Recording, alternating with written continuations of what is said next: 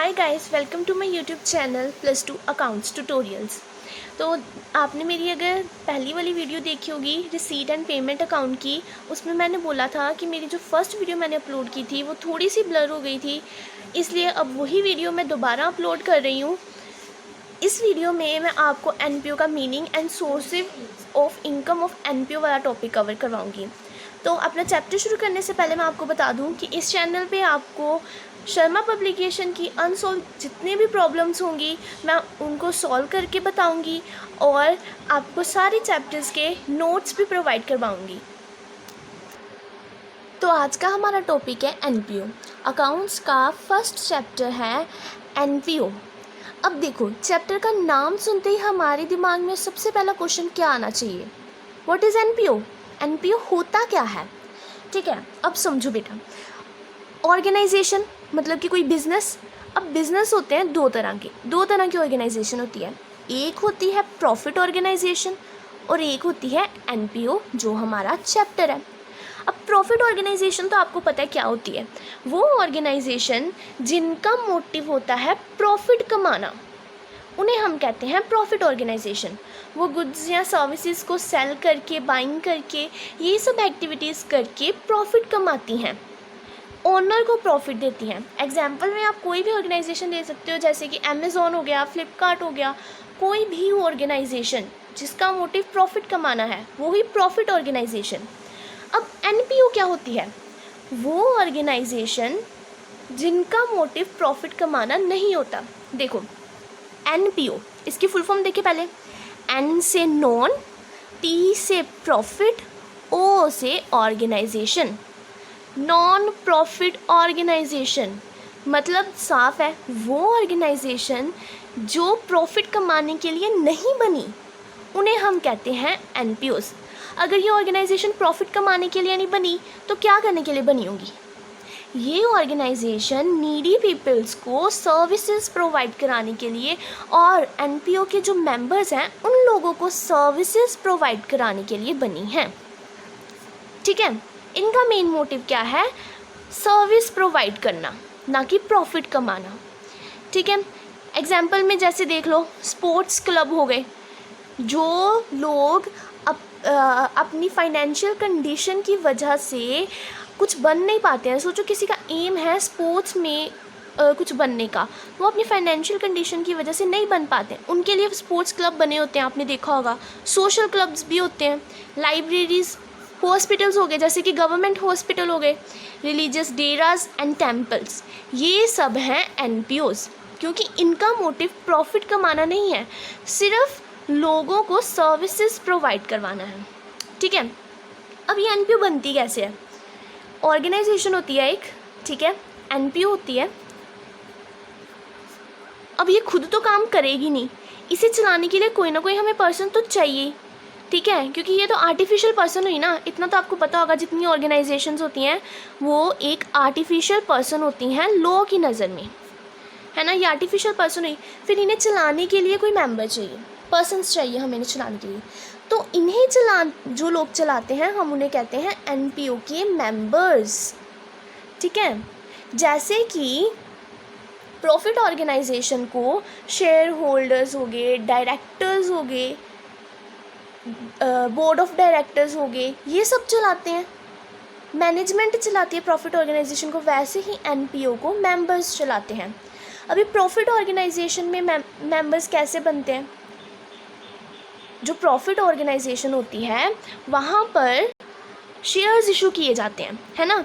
वो organisation share issue करती है और जो लोग शेयर सब्सक्राइब कर लेते हैं उन्हें हम कह देते हैं शेयर होल्डर्स।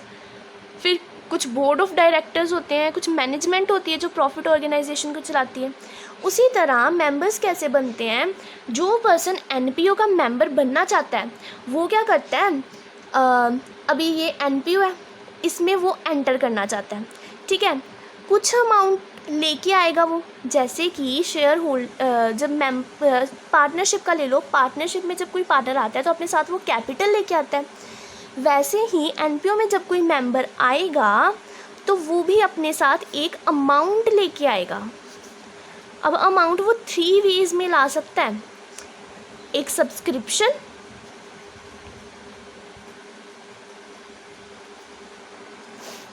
एक हो गया सब्सक्रिप्शन, एक होगी लाइफ मेंबरशिप फीस और एक होगी एंट्रेंस फीस।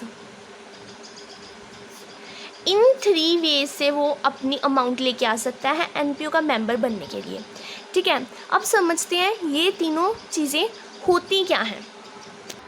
अब समझते हैं ये सब्सक्रिप्शन, लाइफ मेंबरशिप फ़ीस और एंट्रेंस फ़ीस क्या होती है। ठीक है, अब देखो, सोचो हम स्कूल की एग्जांपल लेके समझते हैं। आप स्कूल स्टूडेंट हो, ठीक है, ये स्कूल है, आप इस स्कूल में जाना चाहते हो। ठीक है, आप न्यू स्टूडेंट हो अभी इस स्कूल के लिए, आपने अभी एडमिशन नहीं ली है। ठीक है, आप अभी एडमिशन लेने जा रहे हो, आप स्टूडेंट हो। ठीक है, आप अब जब यहाँ पे जाओगे एडमिशन लेने तो सबसे पहले हम क्या देते हैं, एडमिशन फ़ीस देते हैं ना साथ में। यहाँ पे फ़ीस की बात चल रही है। ठीक है, जब आप जाओगे सबसे पहले आपका काम होता है आपको एडमिशन फ़ीस देनी पड़ती है। फीसिस में वो एक स्टूडेंट की स्कूल में एंट्री करने के लिए फ़ीस हुई, एडमिशन लेने के लिए फ़ीस हुई, एडमिशन फ़ीस। उसी तरह जब कोई मेंबर एनपीओ में जाना चाहता है, ठीक है, यहाँ से यहाँ एंटर होना चाहता है, तो सबसे पहले वो क्या देगा, एंट्रेंस फ़ीस। समझ आ गया एंट्रेंस फ़ीस क्या होती है। This amount of fee received from the new member in addition to the amount of regular subscription. ठीक है, ये अमाउंट न्यू मेंबर से ली जाती है उसकी सब्सक्रिप्शन के साथ साथ। ठीक है, एंट्रेंस फ़ीस का पॉइंट आपको समझ आ गया, एंट्रेंस फ़ीस क्या होती है। अब देखो, स्कूल का ये स्टूडेंट अब बन गया, एडमिशन लेके ये स्टूडेंट बन गया, रेगुलर स्टूडेंट बन गया। अब इसे स्टूडेंट रहने के लिए हर मंथ फ़ीस पे करनी पड़ती है। आपको भी जब आप स्कूल में एडमिशन लेते हो उस वहाँ का स्टूडेंट रहने के लिए फ़ीस, मंथली फ़ीस पे करनी पड़ती है। अगर आप नहीं करोगे तो आपको स्कूल से निकाल देते हैं, है ना। हमें ये हर मंथ मंथली फ़ीस पे करनी पड़ती है। उसी तरह एनपीओ में मेंबर को मेंबर बने रहने के लिए हर साल एनुअली एक फ़ीस पे करनी पड़ती है एनपीओ को, जिसे हम कहते हैं सब्सक्रिप्शन। ठीक है, ये एनुअली दी जाती है, मतलब हर साल के स्टार्टिंग में, यूजुअली हर साल के स्टार्टिंग में ये दी जाती है सब्सक्रिप्शन फ़ीस। फिर से एक बार देख लेते हैं इसे। एंट्रेंस फ़ीस क्या हुई, मेंबर जब एनपीओ का फर्स्ट टाइम मेंबर बन रहा है, एंटर होना चाहता है, उसे हम कहते हैं एंट्रेंस फ़ीस। एडमिशन फ़ीस जिसे कहते हैं उसे कहती है एंट्रेंस फ़ीस। और मेंबर रहने के लिए उसे हर साल कुछ पेमेंट देनी पड़ती है, उसे हम कहते हैं सब्सक्रिप्शन। नेक्स्ट है लाइफ में subscription is the amount paid by the members of the organisation. Subscription वो अमाउंट होती है जो ऑर्गेनाइजेशन के मेंबर्स के द्वारा पे की जाती है। क्यों, to keep their membership alive, अपनी मेंबरशिप को ज़िंदा रखने के लिए। ठीक है, it is recurring in nature. अब रेकरिंग वर्ड का मतलब क्या हुआ, मैंने बोला ना ये सब्सक्रिप्शन हर साल दी जाएगी। रेकरिंग वर्ड अक्कर वर्ड से बना है। ठीक है, जो चीज़ बार बार अक्कर हो, मतलब बार बार आए, एग्जिस्टेंस में आए, वो हो गया रेकरिंग। री अक्कर हो रही है, बार बार अक्कर हो रही है, इसलिए ये हर साल देनी पड़ती है, बार बार अक्कर हो रही है, इसलिए ये होगी रेकरिंग इन नेचर। ठीक है, नेक्स्ट आया अब लाइफ मेंबरशिप फ़ीस क्या आई। अब देखो, कई स्टूडेंट्स क्या करते हैं, मंथली फ़ीस नहीं पे करते, वो क्या करते हैं, पूरे साल की एक ही बार में फ़ीस पे कर देते हैं, है ना। सारी लमसम अमाउंट, लमसम मतलब सारी अमाउंट इकट्ठे, जितनी भी अमाउंट है सारी एक साथ ही पे कर दी। सोचो मंथली फ़ीस हर स्टूडेंट को 100 देनी पड़ती थी। ठीक है, 100 पे करनी पड़ती थी। तो अभी क्या किया, एक स्टूडेंट था, वो कहता कि मैं हर मंथ नहीं पे करूँगा, मैं सारी फ़ीस एक ही साथ पे कर दूँगा। तो उसने लमसम अमाउंट पे की, मतलब वो एक ही साथ 1200 वो एक ही साथ पे कर रहा है ना। वो हर मंथ 100 रुपीज़ नहीं दे रहा फ़ीस, वो 1200 एक ही साथ पे कर दिया उसने सारे साल का, तो वो हो गई। उसी तरह एनपीओ में कई मेंबर्स क्या करते हैं, हर साल सब्सक्रिप्शन नहीं देते, वो क्या करते हैं, एक ही साथ लमसम अमाउंट पे कर देते हैं। मतलब कि जब तक वो मेंबर रहना चाहते हैं एनपीओ में तब तक की अमाउंट वो एक साथ दे सकते हैं, उसे हम कहते हैं लाइफ मेंबरशिप फीस। ओके, ये होती है लंप सम अमाउंट। समझ आ गया? यहाँ से एक बार पढ़ लेते हैं। देखो नाम से क्लियर हो रहा है, लाइफ मेंबरशिप फीस मतलब जब तक अपना वो मेंबर रहना चाहते हैं तब तक की fees. Life membership fee is lump sum amount paid by a person to become a life member of the concern. अब ये तीनों टॉपिक समझ आ गए कि कैसे होता है subscription, life membership fees and entrance fees. आपको समझ आ गया अब एनपीओ क्या होता है और एनपीओ का मेंबर कैसे बना जाता है। अब एक और चीज़ इन तीनों से कवर होती है। देखो अब जो प्रॉफिट ऑर्गेनाइजेशंस हैं उन्हें तो इनकम हो रही है ना, क्योंकि उनका मोटिव तो प्रॉफिट कमाना है, तो वो तो प्रॉफिट कमा ही रहे हैं, इसलिए वो गुड्स बना पा रहे हैं और उसे सेल कर पा रहे हैं।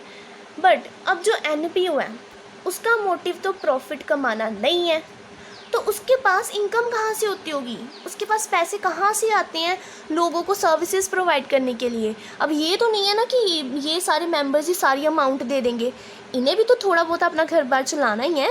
तो इस एनपीओ के पास कहाँ से इनकम आती है? ये तो थोड़ा सा पैसा हुआ ना, बट सर्विसेज तो बहुत बड़े लेवल पे चलाई जाती है। तो कैसे करते होंगे? तो इसके एनपीओ के अलग सोर्सेज हैं इनकम के, ठीक है। पहले तीन, अब हमारा क्या टॉपिक बनता है, sources of income of NPO. NPO के सोर्सेज ऑफ इनकम कौन कौन से हैं? पहले तीन तो हमें समझ आ गया ना, एक तो मेंबर सब्सक्रिप्शन देगा वो एक सोर्स हो गया, लाइफ मेंबरशिप फीस सोर्स हो गया, एंट्रेंस फीस। इन तीन वेज से तो उसे इनकम आ ही रही है एनपीओ को। और भी काफ़ी सारे सोर्स हैं, टोटल 12 सोर्स हैं। हम अब वो सारे सोर्स पढ़ेंगे कि कहाँ कहाँ से एनपीओ को इनकम हो रही है। 3 सोर्स हमने कर लिए। अब 4th सोर्स है हमारे पास डोनेशन। अब आपको डोनेशन तो बहुत ही सिंपल वर्ड है, सबको ही पता है डोनेशन क्या होता है। डोनेशन होता है जब कोई आपको एज अ गिफ्ट कुछ अमाउंट पे कर दे, बिना किसी मतलब के, बिना किसी इंटरेस्ट के वो आपको अमाउंट दे एज अ गिफ्ट, उसे हम कहते हैं donation. The amount received from an individual, donation हमें किसी इंडिविजुअल से भी मिल सकती है, फर्म भी कोई डोनेट कर सकता है एनपीओ में, कंपनीज भी एनपीओ में डोनेट करती हैं एंड इंस्टीट्यूशंस भी एनपीओ में डोनेट करते हैं, ठीक है। डोनेशन का मतलब तो हमें समझ आ गया। अब कहते हैं कि डोनेशन 2 तरह की होती है, एक हुई स्पेसिफिक डोनेशन एंड सेकंड हुई जनरल डोनेशन। अब देखो, सोचो आपका एक एनपीओ है, ठीक है, आप एजुकेशनल इंस्टीट्यूशन चलाते हो, ओके। अब एक फर्म है, पार्टनरशिप फर्म है, उसने सोचा कि चलो हम चैरिटी करते हैं, एनपीओ में डोनेट करते हैं। उसने 5 करोड़ रुपीस डोनेट कर दिए, ठीक है। अब उसने बोला कि ये जो 5 करोड़ रुपीस है ना, इसका यूज़ करना है, आपने अपनी बिल्डिंग को बड़ा बनाना है, मतलब उसमें और ज़्यादा रूम्स बनाओ ताकि बच्चे और एडमिशन ले सकें। तो इसने वर्क स्पेसिफाई कर दिया ना अपनी अमाउंट का, इसने बोल दिया कि ये डोनेशन मैंने आपको सिर्फ बिल्डिंग बनाने के लिए दी है, इस पैसे से आपने अपनी बिल्डिंग बनानी है। तो उसने डोनेट करते टाइम एक स्पेसिफिक काम बता दिया उस अमाउंट से क्या करना है, तो वो हो गई स्पेसिफिक डोनेशन, क्योंकि उसने एक स्पेसिफिक काम बता दिया। और जब कोई डोनेशन ऐसे ही कर दे, सोचो इसने बोला कि सिर्फ 5 करोड़ इसने डोनेट कर दिए और कुछ नहीं बोला कि इस अमाउंट को कहाँ यूज़ करना है, कैसे यूज़ करना है, तो जो एनपीओ है वो उसे कैसे भी यूज़ कर सकती है, जैसे उसका मन हो, किसी भी काम में उसे अमाउंट को यूज़ कर सकती है, उसे हम कहते हैं जनरल डोनेशन। जब हमें डोनेशन का स्पेसिफिक यूज़ करने को बता दिया वो हो गई स्पेसिफिक डोनेशन, जब नहीं बताया वो हो गई जनरल डोनेशन। नेक्स्ट है हमारे पास source of income of NPO, that is legacy. अब लीगेसी क्या होता है? अब देखो, आपने काफ़ी मूवीज़ में देखा होगा कि जब कोई पर्सन मर रहा होता है, काफ़ी रिच है, काफ़ी बड़ा बिजनेस है उसका, मूवीज़ में होता है ये सीन कि जब वो मर रहा होता है ना, मरते टाइम बोल देता है कि मेरी सारी प्रॉपर्टी एक एनपीओ के पास जाएगी, एक इंस्टीट्यूशन के पास जाएगी चैरिटी के लिए, ठीक है, उसे हम कहते हैं legacy. Amount received by NPO as per will of a deceased person. Deceased person मतलब जो बंदा मर रहा है, उस पर्सन ने मरते टाइम बोल दिया कि मेरी प्रॉपर्टी एनपीओ में जाएगी, तो वो एनपीओ के लिए लीगेसी हो गई। ठीक है, समझ आ गई लीगेसी क्या हुआ। It is non recurring in nature. अब ये नॉन रेकरिंग ही हुई। अब इंसान बार बार तो मरेगा नहीं और बार बार अपनी प्रॉपर्टी थोड़ी एनपीओ के नाम करेगा। एक ही बार मर गया, काम ख़त्म। ये नॉन रेकरिंग हुई ना, बार बार अक्कर नहीं करती है, so it is non recurring in nature. Next है endowment fund. It is the basic fund which is created for supporting the day-to-day activities of the organization. अब देखो, जो सब्सक्रिप्शन है हर साल के स्टार्टिंग में मिलती है। लाइफ मेंबरशिप फ़ीस जब कोई मेंबर बन रहा है स्टार्टिंग में सारी दे देता है। एंट्रेंस फ़ीस भी स्टार्टिंग में मिलती है। डोनेशन कभी कभी मिलती है। लीगेसी भी कभी कभी मिलती है, बट ये सब तो कभी कभी मिलता है। और फॉर्म जो एनपीओ है उसे तो अपना काम रेगुलर करना ही है। रोज़ के उसके एक्सपेंस होंगे, रोज़ के खर्चे करेगा, वो कैसे करेगा, उसके लिए भी तो उसे पैसा चाहिए ना।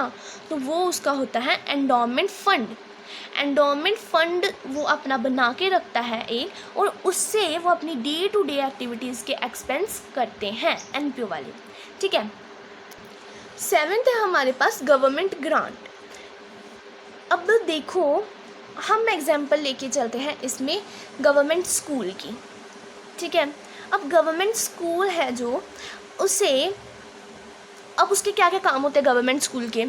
उसने बच्चों को फ्री में स्टडी प्रोवाइड करता है, बहुत कम अमाउंट लेता है वो फ़ीस के तौर पे।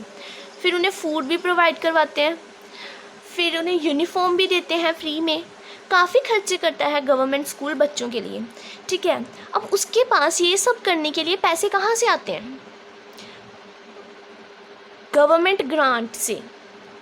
मतलब कि वो गवर्नमेंट स्कूल है, गवर्नमेंट इंस्टीट्यूशन है वो, बट पब्लिकली वर्क कर रहा है, चैरिटी कर रहा है, उसे पैसे गवर्नमेंट देती है। ठीक है, अब उसे डे टू डे एक्टिविटीज़ के गवर्नमेंट स्कूल को डे टू डे एक्टिविटीज़ का खर्चा तो करना ही है। बच्चों का खाना कहाँ से बनाएगा, यूनिफॉर्म उन्हें कहाँ से देगा, उसे पैसे चाहिए। उसे पैसे गवर्नमेंट ग्रांट से मिलते हैं। जब पैसे आपको गवर्नमेंट प्रोवाइड करवाए, चाहे लोकल गवर्नमेंट हो, स्टेट गवर्नमेंट हो, सेंट्रल गवर्नमेंट हो, जब गवर्नमेंट आपके इंस्टीट्यूशन को पैसे दे, उसे हम कहते हैं गवर्नमेंट ग्रांट। अब गवर्नमेंट ग्रांट भी 2 तरह के होते हैं, specific and recurring.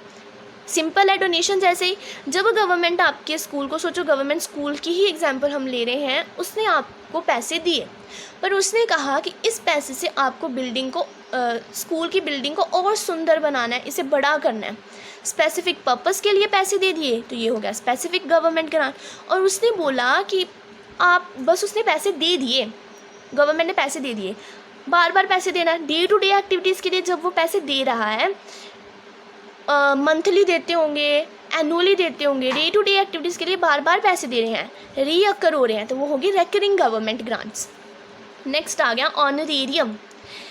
It is the amount paid to those people who are not regular employees of the organisation but render some services to the organisation. कहते हैं कि ये वो अमाउंट है जो कि उन लोगों को पे की जाती है जो ऑर्गेनाइजेशन के रेगुलर एम्प्लॉयज़ नहीं होते, नॉट रेगुलर एम्प्लॉयज़, बट अपनी कुछ सर्विस प्रोवाइड करवा के जाते हैं ऑर्गेनाइजेशन को। एग्जाम्पल से समझते हैं, ज़्यादा अच्छे से समझ आएगा। हम एग्जाम्पल लेते हैं, एज्यूम कि आपका एक स्पोर्ट्स क्लब है। ठीक है, उसमें आप एनुअल फंक्शन अरेंज करवा रहे हो, तो उस एनुअल फंक्शन में आपने एक मैजिशियन को बुलाया अपना मैजिक शो दिखाने के लिए। ठीक है, वो मैजिशियन आ भी गया, अपना मैजिक शो भी दिखा दिया उसने। अब उसे पैसे तो चाहिए ना अपना मैजिक शो दिखाने के लिए। अब देखो, आपके स्पोर्ट्स क्लब में मैजिशियन का कोई काम नहीं है, वो आपका रेगुलर एम्प्लॉय नहीं है, सिर्फ एक दिन के लिए आया अपनी सर्विस देने के लिए। रेगुलर एम्प्लॉय नहीं आया, बट एक दिन के लिए आया अपनी सर्विस देने के लिए। उस बंदे को जो हम अमाउंट पे करते हैं उसे हम कहते हैं ऑनरेरियम। ओके, नेक्स्ट आ गया capital fund. It is the capital of the NPO. देखो, प्रॉफिट ऑर्गेनाइजेशन की तो कैपिटल होती है ना, जो रखी जाती है, बट एनपीओ की जो कैपिटल होती है उसे हम कहते हैं कैपिटल फंड। उसे कैपिटल का नाम नहीं देंगे, उसे हम कहेंगे कैपिटल फंड। ठीक है, अब ये बनती कैसे है? प्रॉफिट ऑर्गेनाइजेशन की कैपिटल तो आपको पता ही है ना, पार्टनरशिप ले लो, वो पार्टनर्स कैपिटल लेके आते हैं, है ना, वो तो अपने साथ कैपिटल लेके आए। बट अभी एनपीओ की कैपिटल कैसे बनती है?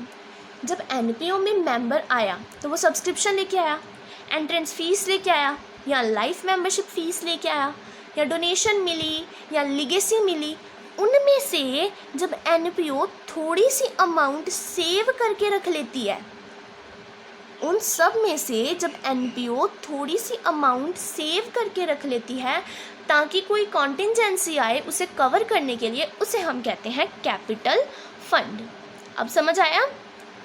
It may be made up in part by capitalising, मतलब साइड पे जोड़ के रखना किसी कॉन्टिंजेंसी के लिए, एंट्रेंस फीस और लाइफ मेंबरशिप फीस और सब्सक्रिप्शन, डोनेशन, एनीथिंग, ओके, उसे हम कहते हैं कैपिटल फंड। ऐसे बनता है कैपिटल फंड एनपीओ का। अब मेन बात, surplus is added to capital fund and deficit is deducted from capital fund. ठीक है, अब क्या बोले वो, देखो प्रॉफिट आपने +1 में बैलेंस शीट बनानी तो सीखी है। उस बैलेंस शीट में सबसे ऊपर हम लिखते थे कैपिटल, उसमें हम नेट प्रॉफिट प्लस करते थे, अगर नेट लॉस हो तो उसे माइनस करते थे, है ना। P&L अकाउंट बना के हमारा नेट प्रॉफिट या नेट लॉस निकलता था। अगर नेट प्रॉफिट निकले तो कैपिटल में प्लस होता था, अगर नेट लॉस निकले तो कैपिटल में माइनस होता था।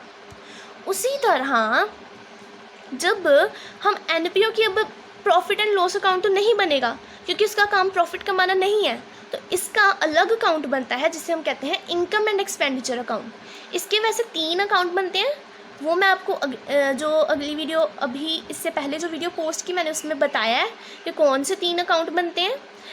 ठीक है, अभी 3 अकाउंट बनते हैं जिसमें से प्रॉफिट एंड लॉस अकाउंट की जगह बनाया जाता है, एनपीओ बनाती है इनकम एंड एक्सपेंडिचर अकाउंट। ठीक है, इनकम एंड एक्सपेंडिचर अकाउंट से नेट प्रॉफिट या नेट लॉस नहीं निकलता क्योंकि इसका मोटिव प्रॉफिट या लॉस कमाना है ही नहीं, उसमें से निकलता है सरप्लस या डेफिसिट।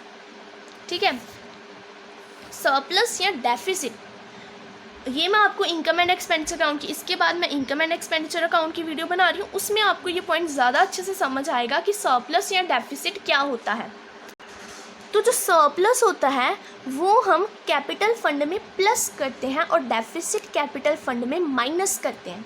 जो कैपिटल फंड होता है, जैसे कैपिटल बैलेंस शीट में जाती है, उसी तरह कैपिटल फंड भी बैलेंस शीट में ही जाता है। एनपीओ की जो बैलेंस शीट बनती है उसमें कैपिटल फंड जाता है, और कैपिटल फंड में सरप्लस हम प्लस करते हैं और डेफिसिट माइनस करते हैं। आई नो काफ़ी लोगों को ये वाला पॉइंट नहीं समझ आएगा अभी, बट कोई बात नहीं, मैं नेक्स्ट वीडियो, इसके बाद मेरी next video income and expenditure account की ही होगी, उसमें ये पॉइंट बहुत क्लियरली समझ आएगा क्योंकि हम उसमें प्रैक्टिकल प्रॉब्लम्स भी करने वाले हैं। तो आज के लिए बस इतना ही, हमारा आज कवर हो गया sources of income of NPO and meaning of NPO. I hope आपको समझ आ गया होगा। अब हम कल की वीडियो में इनकम एंड एक्सपेंडिचर अकाउंट की थ्योरी, थोड़ा सा उसकी थ्योरी है, मीनिंग ही है, और उसके बाद उसकी प्रैक्टिकल प्रॉब्लम्स करेंगे।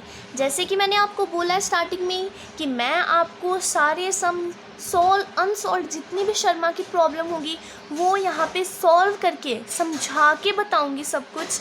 तो एंड फॉर श्योर मैं आपको नोट्स भी प्रोवाइड करवाऊँगी जैसे ही ये चैप्टर ख़त्म होगा, या I think may be in 2-3 days मैं आपको इस चैप्टर के नोट्स सारी की सारी थ्योरी के नोट्स प्रोवाइड करवाऊँगी। Okay, thank you for watching the video.